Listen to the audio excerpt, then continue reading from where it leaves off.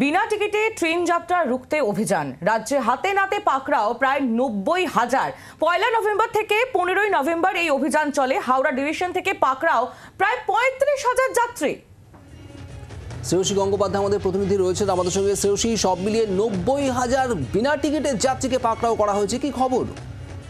দেখো, রেলের তরফে যে খবর পাওয়া যাচ্ছে সেই খবরে যেটা জানা যাচ্ছে যে এক্ষেত্রে রেলের তরফে কিন্তু এই মাসের 1 নভেম্বর থেকে, অর্থাৎ এবছরের 1 নভেম্বর থেকে সেক্ষেত্রে 15 নভেম্বর পর্যন্ত একটা বিনা টিকিটে যে যাত্রা, সেই যাত্রা আটকানোর জন্য একটা অভিযান চালানো হয় এবং সেখানেই দেখা যাচ্ছে যে প্রায় সেক্ষেত্রে 89,606 জনকে কিন্তু এক্ষেত্রে বিনা টিকিটে তারা যাত্রা করছেন, তাদেরকে ধরা হয়েছে।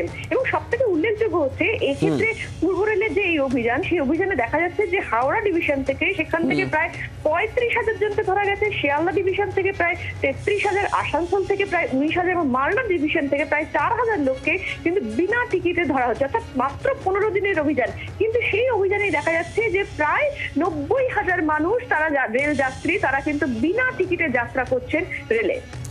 শ্রেয়সী, ধন্যবাদ।